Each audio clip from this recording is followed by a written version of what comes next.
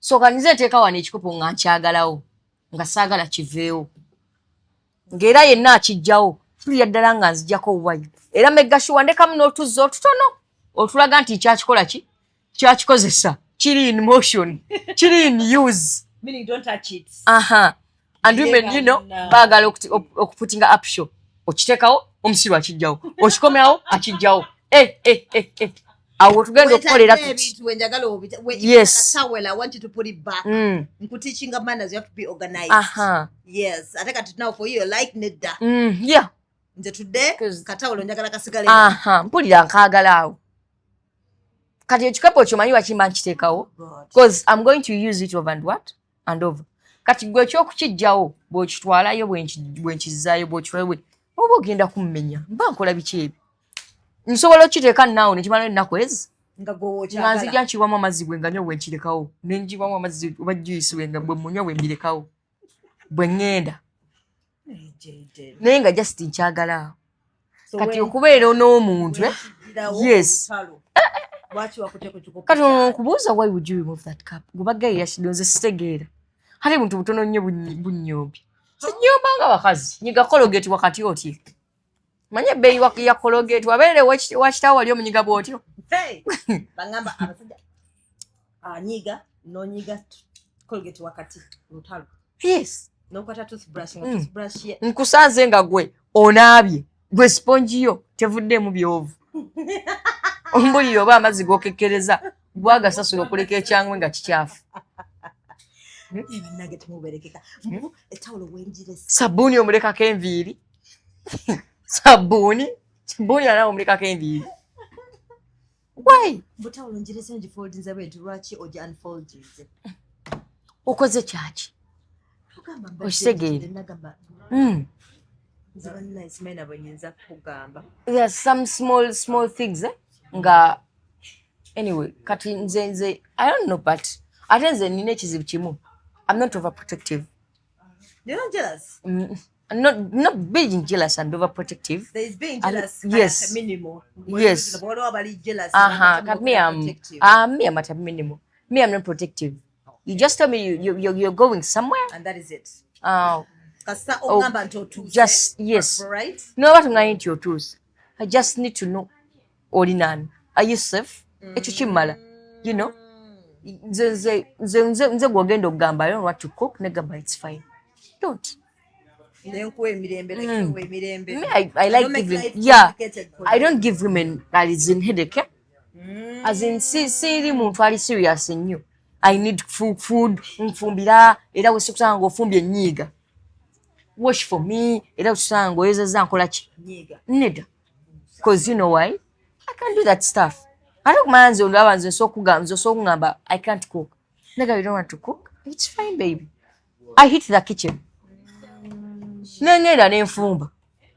No efumbi. Yes, nenfumba. I can do it. Ate no fumba and I serve you. Natenga ngatemuli ntondo. Ned. I've done it now because I understand when kubanga bulijjo okola ki? Bulijjo ofumba. What you can do gamati today you can do it. Chitegeza. You're not either well or you're not fine. Eh? So after that, no man no dislodging other plates. Yes. Off the table, no zoza bulungi. Chokuzoza sikitekako. Chokuzoza sikitekako. Byoza Jayden wabitandise. Chokuzoza sikitekako. No. Gwe mulimu okusoza okunkolumira mu bulamu bwange. Koze ebintu. Ontuga. By the nange sagala koze. Koze ebintu. No koze ngoye kupulira kuntuka wano. Kati. At least I rather mop and clean because I love clean things. I rather clean. Yes. Kati nze ngaba emirembe. I give you peace. Kuleka nokola chokola ki? Kyoyagala. Ekitegeere. Banafu abagobera program za Biva Organic nze Dr. Senjobe nakuuka mu butonde kujjanjabisa mmere, middo na bibala. Biva Organic tuli wano Mengo opposite Masengere ku Biva Organic House ne Hoima opposite Equity Bank. Olwanja kati twogere ku clove oil benefits ne clove tea benefits mafuta ya kalafu oba gwe tuyita pilau masala nga bwolaba ku screen yawo. Fe ku Biva Organic tukolamu ka clove oil kano ne tukolamu n'amajani ga clove tea abantu abalina ekizibu ky'okuba nti owunya akamwa kakuyamba akadagala kano kalinamu eugenol medicinal component kayamba nnyo ku bantu abalina toothache ng'olumizibwa amannyo tonyeza awali erinnya erikuluma oba senyesa akadagala kano ng'omaze otteekako toothpaste olwa eugenol benefits ze kalina ne nakyo anti-inflammatory kajja kuyambako nnyo okukendeeza belly fats ate n'okuspeeding up bile production mwabalina high cholesterol levels. Nze Dr. Senjobe.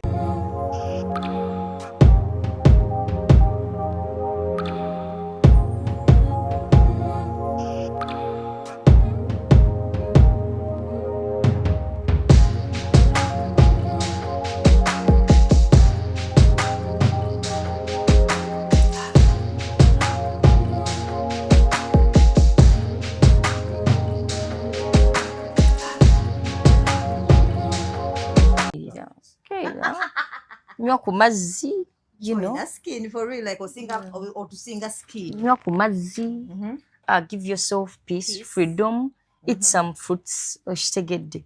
Chawa botayagala, oshitegedde. Abakwa stress bachawa. But yes, baveko. Yes. Neba simu ngo yatwa agikwata. Leave the phone alone. Gana. Oshitegedde. Yes, give yourself peace, you know. So then you have a glow. Yeah, don't take a pressure. Yeah? Mind your business, you know, because at the end of that day, no one cares, by the way. Yes, no one cares. Unless you're dead or rich. Right? Yes. People care when you're rich or dead.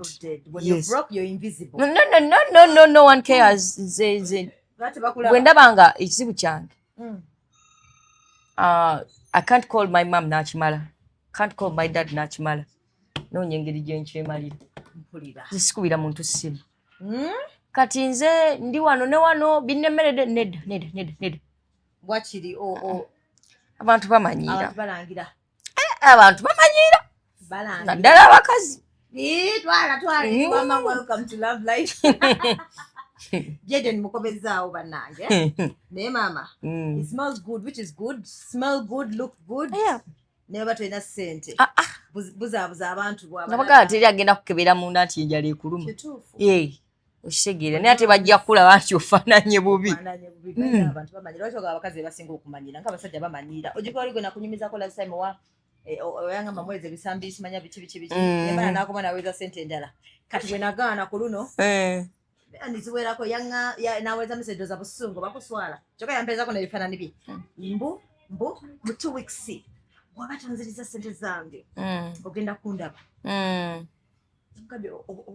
something is going to happen to me in 2 weeks.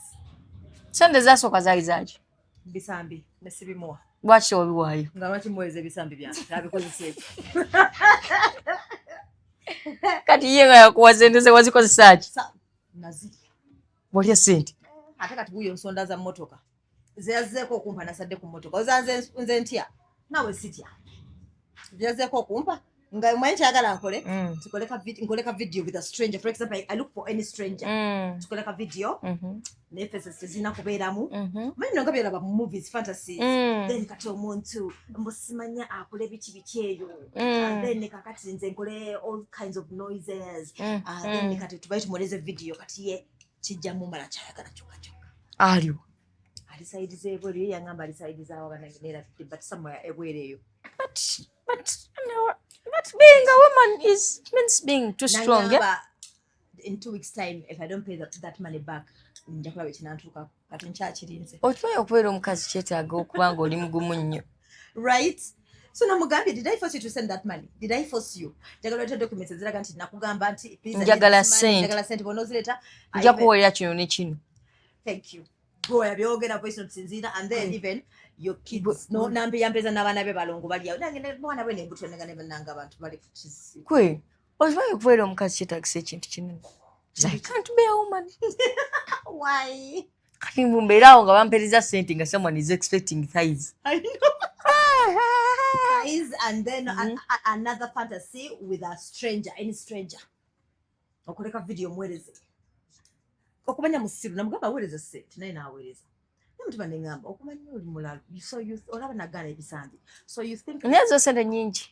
ezaddako zo zali ya doublinga. Ya? Tuli ogenda gule motoka nga tokoze na live ya Brunoke. Why Brunoke amazi kolira live? Genda kola live nga genda kola sente nga tona okoze live. Nchasonda. It's not even my dream car, but I want to elevate. So nagambye. It's okay. You want some expensive car. Of course I want an expensive car, but my dream car is more expensive. But sure. So I want to elevate again. Then in Benz cars, that's me.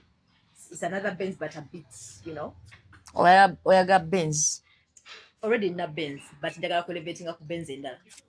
It's a comfortable car. Oh yeah, it's comfortable but expensive.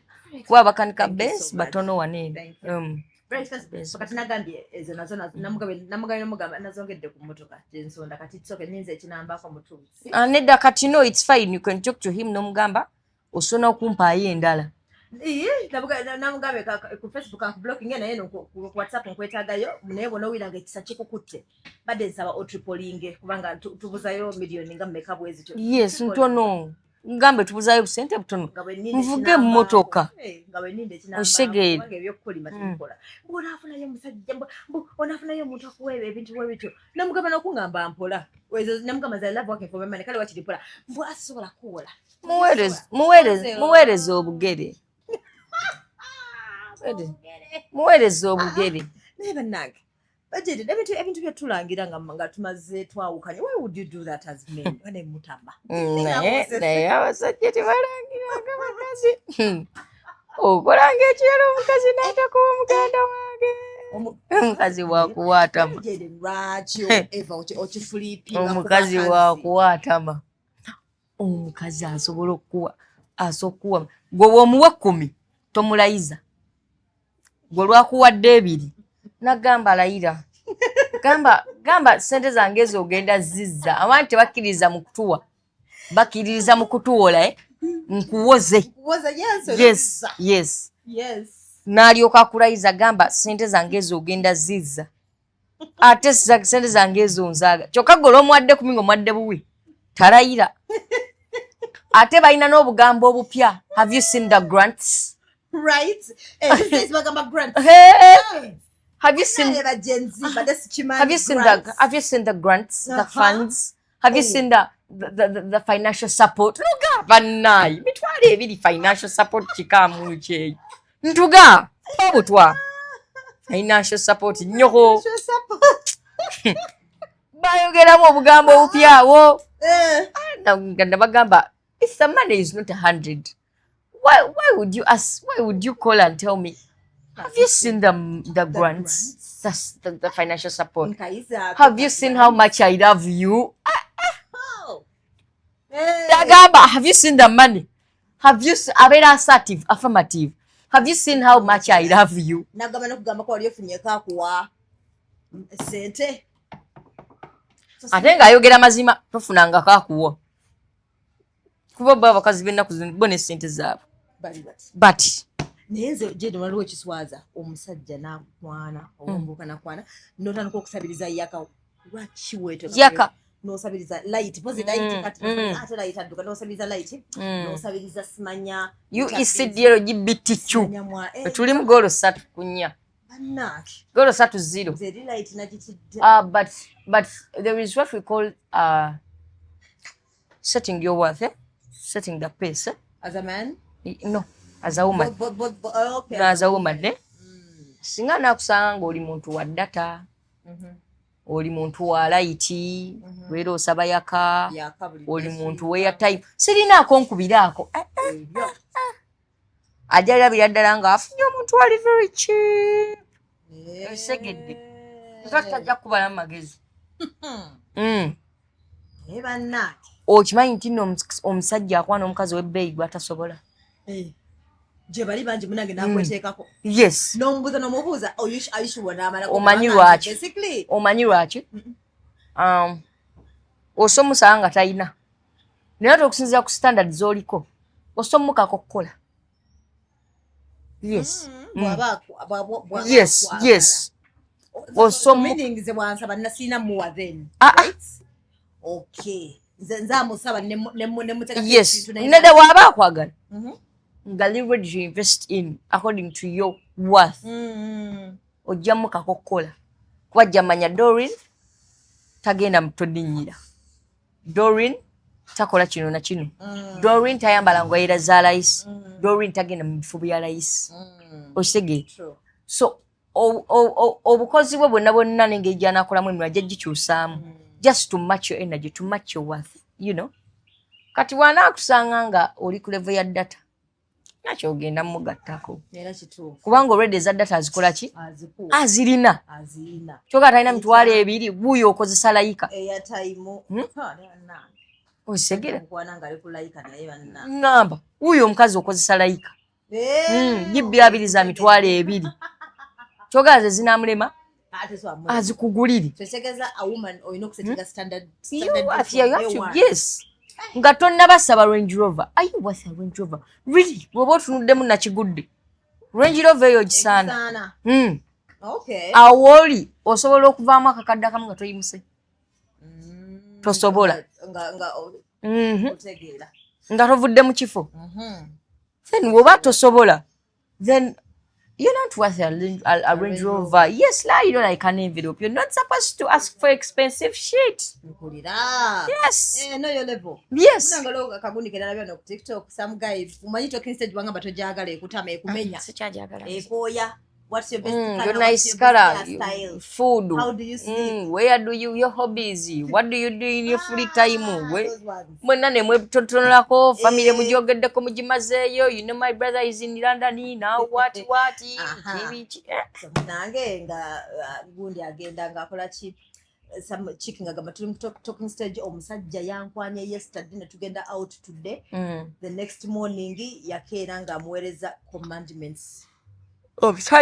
Omusajja commandments omuwala zayina okugoberera commandment number 1 buli namba ey'omusajja eri mu ssimu yo eveemu number 2 waliwo gwe nalabye yabadde akukubira ng'omusevinga nga Jayden bro nkimanyi si bro mu gym then tulina kukubira bazadde all the time mu bantu balina okukubira it's only me. So another thing bw'oba olina gy'olaga make sure you call nungamba video calling through I need a video I need a message I need like basically nga tonnava waka ng'otuuseeyo ng'ovaayo mu lugendo ne mu lugendo ne wootuuke waka nekyasembyeyo yamugambye ekibannange lwaki tamutuga engoye sagala kwambala bimpi sagala kwambala bupale bukwata tugenda genda shopping engoye njagala oyambale nengamba ate kirako musajja yabadde mukulukulu what is that omuwala yagambye ono yammanyidde yamubulokinze I was like so tukakkane what was he willing to offer on the table? Is he a rich man? I don't know. Yagambye yabadde mu talking stage just naye nga commandments yagambye as of today we are starting to date these are my commandments ako sekamanyiro commandments oziwaani honestly ate n'ekirala olaba ebintu by'okusettinga commandments and preferences bikola naye bikola osege bikola in a long run you know tosobola kera kumakya ng'oli omusanze Doreen ayambala bimpi n'oyogera naye leero n'enkya n'omugamba kati tugenda kugula engoye empanvu ng'omusanze agenda mu mabaala n'omugamba kati Doreen enkya nkwagala waka lekera awo omuntu ekintu kyamanyiira okukola okimuggyako ng'amugja ku njaga oba ku mwenge okitegeera yes omukola ki omukyusa mpola mpola oba kategedde togenda manyira muntu bw'otyo tosanza nga mukazi yayambala biwanvu n'otandika kati nedda nakuguliddeyo kano kasomino tukagenderemu engeri gy'atakimanyira tagenda kikola era mugenda kwawukana mangu nnyo kubanga omukozesa ebintu by'ataakola ki kati yamanyira okwambala obutube nga bukoma eno obaza mmeka era ojja zigula obaza mmeka alabidi zange singa kamba ezimusizambala naye zitangirira mu 200 and something. Kakasa. But that one is cheap. So it's okay. Those ones are just 50. So waliwo ekintu kati olawo eyo omwami I liked her thing, his thing. Of blessing, telling someone what you want. Oyo nagamba every relationship oyogera byekola ki byoyagalamu. Ne tulaba oli anabisobola oba tabikole ki tabisobole okitegedde kado nti yabisobodde naye zo command message mwabuzi shiwamba ino zikola bwaba musajja adda ina sente kila kayada ina mukuzene bwaba ina omusajja bwaba ina mbuwe maliriza you have to travel or jeno Abuja yadde mu Nigeria jeno kwa Abuja simanya bichi wala no mala gwe nalabye yadde mu feri simanyi bwaba yadde mu Nigeria yadde mu feri that fool was a scammer yadde mu feri wala mala yabadde mu talking stage era yatuddeko Joyce ya mugambi rules weziri no koma mukatu likucha I don't know what is going on before I even think about proposing and taking this thing further. Or, kuje wange, I want you to first cook 6 different meals. Manye. Your wife material. Think about wife material. What the hell? Kati musiru lwaki azikola at once. Why are you stupid? Lwaki ozimufumbisa at once? Ajja ogusooka omugambe fumba ki? Akifumbe. Ajja ogwokubiri omugambe kola ki? Making sure in a month 6 meals you guys koze echi azifumbye nga bwoyagala gatta gatolabe but you cannot tell me no women cook for men. No, they do, but yes. Love. Yes. When you deserve it. Yes. Ngomanyama you've spent on me. Kubidane gamba Doreen. I need to cook for me. I need you to cook for me, but I need this and this. Chenkola chi? Ogamba, okay, know what? No problem. Yes. No jano bifumba. Nambirapo. Wikedako ebera yakuspendingira. Wikedako eba yakuita. Nero okole ki? Ofumbe byenkola ki? Mpola. Sorange Women Syrup eddagala erikakkanya obulumi mu nsonga z'abakyala oba ziyite cramps. Lisange mu pharmacies, drug shops oba supermarkets. Lino lyakakasibwa National Drug Authority. Did you know how people learn to love men? That's how they learn. Gradual. Yeshegera. Yes. Kwa kalika bakamanzi nalinda bakamanyi. Naye tosobola va mu bbanga. Tosobola va mu bbanga. N'ogamba nti nno. Gunti yali yanooki yadda. Yadda akapakisi byebintu byebyo. Wadda. Tosobola va mu bbanga n'ogamba omuntu kola ki? Kola kino njagala gy'ofumbe. Out of the blue. Why would you do that? Then manyi kitegeeza nze katobo ondabanga mufumbi. Nze ngena kugenda kunkozesanga kalogo ya kunzita. Ne waffe saafumba bwenki. Okitegeera. Lwaki mba nkufumbira okutuuka kweyo level? Okitegeera. And of which I'm wondering, why would you even start setting your rules? Don't do that. Kati, why would you even set rules nga twakasinkana? But I believe in the rules. But I believe in gradual process. Respectfully. Yes, auntie. Sikiririza mu abrupt rules. Ngolinga akola ki? Awamba omuwambe. Biringa ebyempaka. Botakola kino manya bibi. Osegeera. Botakola kino abafe. Dear men. Bana abakazi bantu bakulu. Ate si baana ba kitammwe. Si mmwe mubazaala. Bw'oba okwanya omwana w'abandi. Sanze mirembe gye. Gezaako okubeera respective. Muwe kiki? Ekitiibwa. Well, I understand nti nno babakola in nature that have to obey men. Naye ati temukikola ki? Temukisussa. Temukikalambaza. Tomanyira mwana wa muntu. And some of you ojja manyira omukazi ng'alina ne ssente ze. Kusinga sente ze. Kyova tebagenda bafumbirwa nabo. Muza abakazi tebakyagala bufumba naye nga ze ensonga zaabwe. N'ebyo okitegeere. Balabira ddala mubamanyiira ate nga bwe balina neki. Because me I believe a woman who has money togenda mufuna musajja akwagala byaki bya ddala.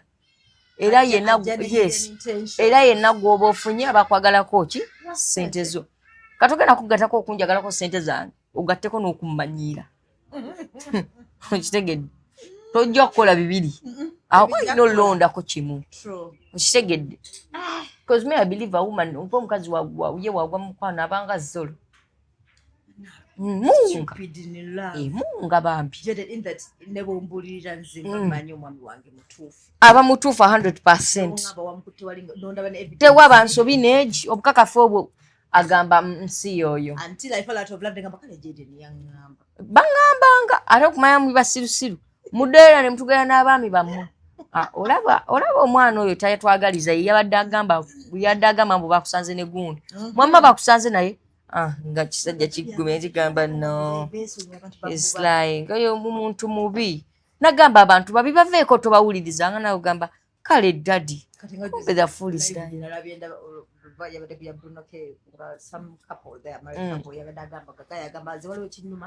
mbu ono yagenda n'akubira oli munne n'amugamba naye obeerawo otera omusajja omu the other one felt offended, the man felt offended. So this one was like it's like as if aba amupangira alinga yagala omupangira abasajja, you understand, abalala galinga mugamba obeera otya n'omukazi omu. That's a bad friend. So you would also terminate such friendship n'ogamba mubeeko? That's a bad friend. Omuntu woba omusanze nga kyaliwo nga he or she is not into many women or men, why would you drive her or him into that direction, you know? Okitegere omusanze Doreen ayagala omusajja atya omu afuuse kyaliwo awulanso omugamba obeera otyawo ng'ono omusajja omu biki why would you want to spoil Doreen? Why? Oyo omusajja waanaamugoba gw'omuwase Right? Gomuwase. Like trying to yeah, some friends you have to terminate in your life, you know. Because you're married, that's how me I tell people. Me I'm social, but I'm unfriendly.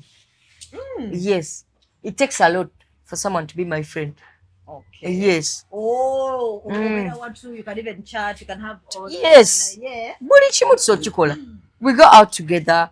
Bwogera bwonkubira kwata, but something like friendship tekisoboka because me I have few friends who understand me. So kanze nempisembi kwe siva gwobeera n'amazaalibwa negamba nja kujja ne sijja nze nina entondo wentegeera nti wanjogedde kasonga katono nnyo onyiiza. Yes. Kati okufuna ba friends nga as in we are too close. Yeah. Kizibu wali. Because I have to first understand them and they also understand me. Okitegedde. I love being alone. Even me. I think being alone is peaceful. Yes. Zenja obanzeka. Shikuwonya na bingi. So abeera ewaka nga waliwo omuntu omu oba asukka mu babiri. But that one I was spoiled from the young age. Nakulawo ne mama wange zeka, you know, and zeka. Okay. No manyira that. Yes. Like so till date. Wow. Nabeerako ne wakanga wali baganda bange ne mpyanga. Still isolate yourself. But then how will you handle marriage? Anyway. Yes, I don't believe in staying with a partner. So how is it going to be? What do you mean? Katogena koloti abufumbo butambuza otya tata. As in our partner abeera newe. Kati kakati waliwo elevation ya marriage. What do you mean? Nange nembeera ne wange. I didn't know. Elevation yeyitibwa marriage. Ennaku zino being married tekyetagisa beera nga mubeera bameka? Babiri. Kozi bangi babeera babiri naye bayawukana dda. Babeera babiri for formality. Kati mmwe bafuluma mu kikomera mu motoka babiri. Ngaga mwami Kasigwa n'ayamba owangadde ne mukyala we. Kumbe mwami Kasigwa asula mu kisenge kya waggulu, omukazi asula mu kya wansi. Nga beeva mudda. Nga bonna nga obalaba bagumye lw'abaana. Bonna okubasanga n'abaana baakula dda. kati ng'ekibabezezaawo property tebagala kwawula bintu nga they are friends. So now for you prefer a marriage where it's we can be married. Like long distance marriages. We can be married ng'osula kawempe nsula kisaasi nsula pulambiro nsula kyanja open. Okay. I visit your home. I also yes. So it is wekitutisse nojja nobeerako ewaabwe wekintisse nezija nekola ki kubanga okoowa mangu. Kuba nze nkoowa mangu. Then abaana weekend baleete babeereko. Nze nkoowa mangu omuntu osoberawo wiiki nga ndaba byokola. Tunakutama. Ekikopo wenkirekawo naawe okikola ki okirekawo olinda nkijjewo osegere nti bwenzija nenzijjamu essaati bwengirekaawo naawe ogikola ki ogirekawo oba okategedde. So kati nze nkoowa and you know people are perfect nga with random visits. I visit you randomly kusanga wafumbye wategese because you have to put up a show. And every time I visit you I'm impressed, you know. So nefuna that picture in my mind. You're very perfect. Naye singa mbeera nawe leero nenkya ne luli njalaba nti olongoosa kubanga nkola ki nzija ofumba bulungi kubamba nkola ki mba nzija okitegeera okola emirimu kubamba nkola ki lwesize ebintu tokwatako lwesibaddeewo engoye zimalamu wiiki mu bucket oba mu washing basket tokola ki tokuteeko. So kati nze nkoowa mangu abantu. So we can be married naye nga osegeera it's a little distant. Sagala nnyo beera na muntu nze kuba naye kenyini sibeeraka nange abantu tebabeereka nabo. By the way, mutu wala yagamba laba nange ze kenyini mpira sebi. Mpuya nange sibe. Yes. Kati ngwe nakusobola. Ekisooka me have mood swings. Nze ngenda mu nsonga. Enkutidde. Yagwa imka kwa chaka tuyagala kwogera. Ngenda mu nsonga nziddinganamu manyino zirwamu. Nze nzukuka ku makya nga I have that anger jesimanyi njenjije ng'olina obusungu obwo jesimanyi gye buvudde nga mpere sagala kwogera bwogezi ng'era ombuuza I use signs. Where is my toothbrush? Where is this? Yes, nga mpere sagala kwogera kati mulinde ngamba namukoze ndya nze nkomawo nga mpulira I don't have anger sina busungu nenga I just don't want to talk nga mpulira jala mbeeraawo in silence. Kati ngate naawe ayogera onyiiza lwaki tosirika? Can't you be there and we enjoy each other's silence? The moment when you want to talk to someone you love no mugamba all your channel nga sibiriiko no mugamba nawe mbuza nnyo whether okay no gamba nyiiza obutakubuuza nnyo whether nyiiza obutagamba bwenti but I'm going to tell you I'm okay. And in your mind you're like I'm just shut up. I'm okay but can I be alone? Thank you. Yes. You isolate yourself no ndekene mu kimufu. Yenza agenda obeera mu kisenge. Oshegeera. Ogenda mu nsonga kitu. Sisobola. Yes. Nembeera nga cramps zinnuma.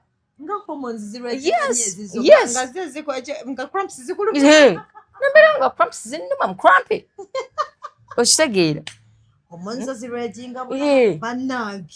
So mbeera awo nga mpulira naye kennyini kuba kisoka nze sonywa amazzi and I leave that cup here. Nga you wanted to stay there by kati nga wenkitadde mpulira nkyagalawo ate eza akantu katono kanyiiza. I've ever visited a girl n'ayiwa amazzi gange ag'okunywa ye tagenderedde pack it up neŋŋenda. After that nomugamba thank you for the host. Thank you for hosting me. Have a good day. Let me go do some work. Neŋŋenda naye ng'ekintu tekuyiwa mazzi gange. Why would you?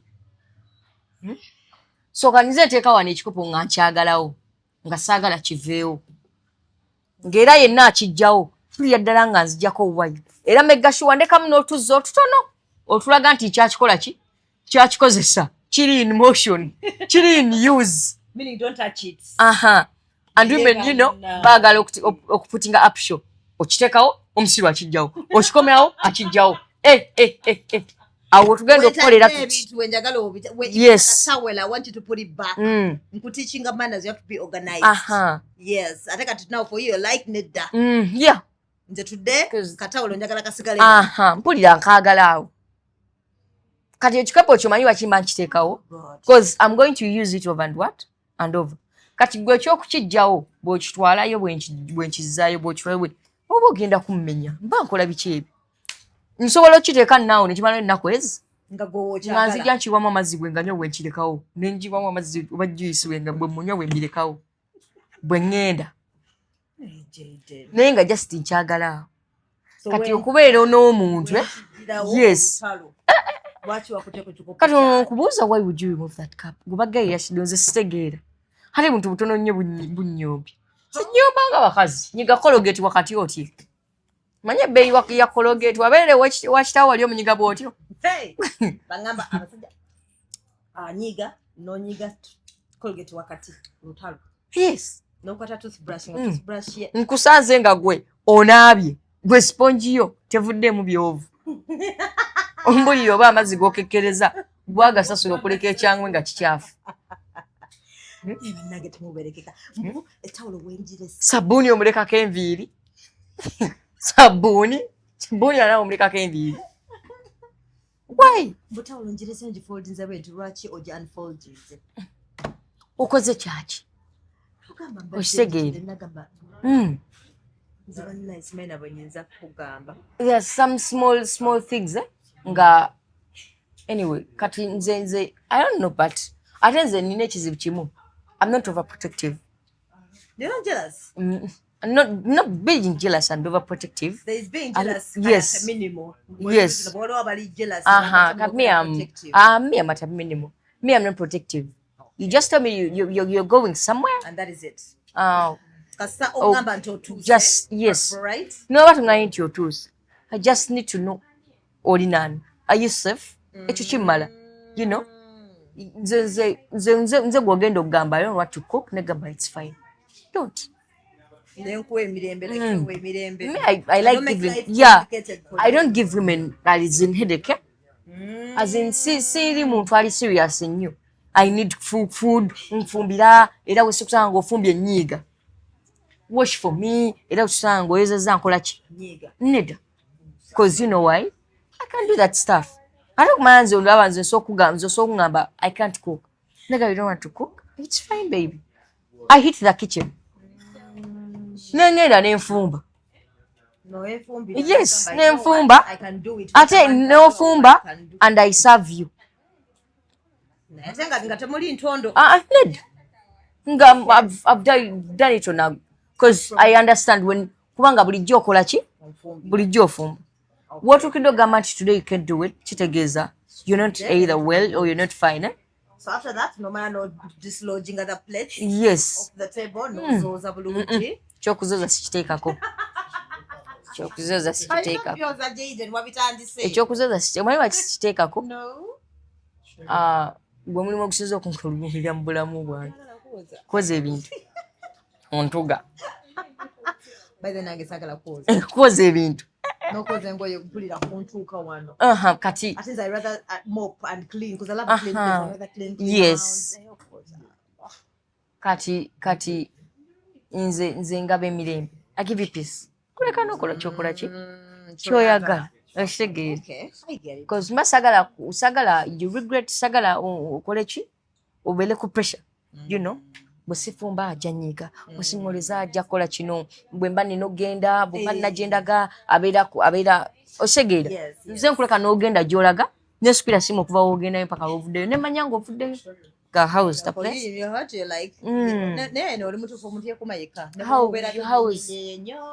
how is there did you have fun any problem no ngamba difficult so sanze yolagamba anyway we shall go in a better place yolekayo toddayo yes. Okay. Because omuntu me I believe someone omuntu yakumayika. Kaizega gwe omuntu ne womuntu omukubira simu ezezi. Nakwane proof. Ntindi wano. Nyolu naku nga takuliko. Wallahi takuliko. So segeza overcommunicating doesn't mean that you love someone. Yeah, twatuka ku level ng'omukazi akuwa ne steam. I know, right? Nakuga ne password yino nokebera buli kimu. Ne bw'atagijjaamu ng'ogimanyi. Osegeera. Mulimu n'abamu nga tebaamu.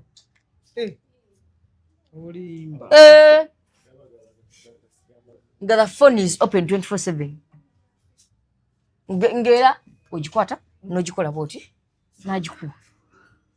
Wale yagamba n'ogamba mbu wale omwala yamwana kuguni galaba amasimu namba mulimu amasimu g'abawala kumba ag'abawala. Yasevingako balenzi. Ennaku zino bwezi twabuteekamu. Bwezi babuteekamu obukodyo. Oyo omuwala n'akuba Angela alaba ono takwata kiro. Akabyogera n'emikono nga takwata. Ngatakwata Angela. Curious atuli namba doza yagenda okuba enkeera nga Angela ddoboozi lya musajja Katonda wange. Kati wuliriza abakazi mwongeddemu obukodyo abasajja benda mwenda. Waliwo yagamba mbuno ojja kyegeneza nnyo bano abawala batukyalira essimu zaabwe tezivuga. Why? Yes. Nagamba already nagamba tevuga ku essimu. Yes. Entire weekend nga nze ku Saturday Sunday essimu y'omukazi tevuga. Tesobola vuga. Naye sometimes it might be that they don't get people. Naye tesobola vuga. Kyo kituufu tevuga. Naye tesobola vuga. Buliriza tesobola vuga. Nga omuntu gw'olina muki mwenzi wallahi Doreen, but a phone call of a normal person, you can't tell me Doreen you can come to my place and no one ever calls and Friday Saturday Sunday you know and no one never calls. No, what about wakuba okakasa are you sure about that? So vera suspicious. Boberewo is it the normal? Si kyekyo tolaba kati nze mba neebuuza communicate kana bagamba ngenda kwera busy this weekend akola kwata second flight mode kyemanyi kubanga ne ku TikTok abeerako ali busy ngola tevuga bagamba n'abagamba timukula this weekend. No, I don't know osaka balina codes zaabwe. What do I know? Omanyi code sisima nenzibulira code gye banyiga mu simu eyo njimanyi. Bw'onyiga kodi mu simu tevuga n'oli akubira. Yes. Yes. Either eba busy oba gamba teyitamu. Osegeere. Bwe bukodi bwe bakoza ki? Kubanga a phone of a normal person. Yes. Lwaki eba tevuga? At least maama wa mukubire. Yeah. At least mama wakole ki? At least taata wa mukubire. Lwaki obeera naye Monday kuva okutaano weekend n'agimalako ng'ali mu kijjaze kya Arsenal ne kibokisa kyo ng'essimu nga tevuga.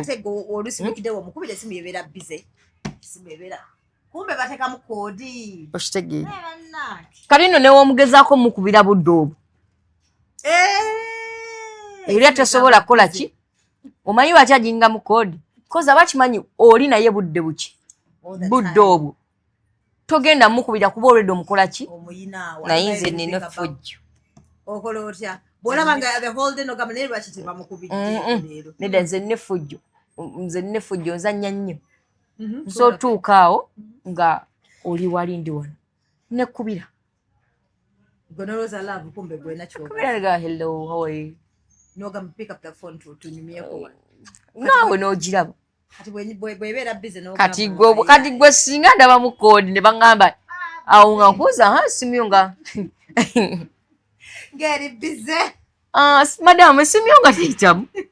Ngenda ngeri busy ojogererako n'ani obudde buno. Bw'ojogererako n'ani sinagaseka. Era kuba ennaku zino neeyombekera. Wange. Neeyombekera. Anti live olaba mulimu stage gy'otuukako nga being alone is better. I know, right? It gives you a peace of mind. People don't understand. At the end of the day, Ochimanyi Jayden that even visitors, I don't want visitors. There are very few people. There are moments when I want to see maybe, let me say if you're my close friend, that day it's okay, you can come and visit me. I'm going to entertain you and everything. But then there are weeks or weekends when I don't want to. Yes. When I don't want to visit, I want to be in the house alone. At the end of the day, gasina chenkola. Yes. nga ndi ku simu yange nga nebase munange nga that gives me peace. At the end of the day buli kintu kye batugamba ku adulthood kyali kya bulimba. So adulthood is a scam. Fools told us mujja kweyagala tetulina we tweyagala. Fools told us you will sleep tetwebaka ebizibu bye bikuzuukusa ebizibu byoba olina otegaalamu n'ogisooka okuzuukuka n'ogamba kati mulimu gwalamu gwabadde kiŋŋangisoose kumbe ebizibu byolina bye biki bye bingi wootuukidde okusooka alamu nga tevuga kumbe okedde ebizibu byolina okitegedde. So kati mulimu obeeraawo nga being better is being alone is way much better and peaceful. You're right. Ale nzikanirambo enseno by the way waliwo obulamu bwera nga okubanga tewali muntu alina kyakumanyiiko kisinga. Yeah, true. Okitegeera? Yeah, true. Yes. Ng'oli oyagala obeere mu a space, an environment ng'ogirimu wekka. Okitegeera? Nga tolina bikulondoola, tolina kwogerako, tolina okitegedde? Yes. So kati era neighborhood yenza neighborhood nga Sagala neighbors ba kwogera nabo kubabuuza. Yes. Be alone. I want a committed relationship, something okitegera me being with someone.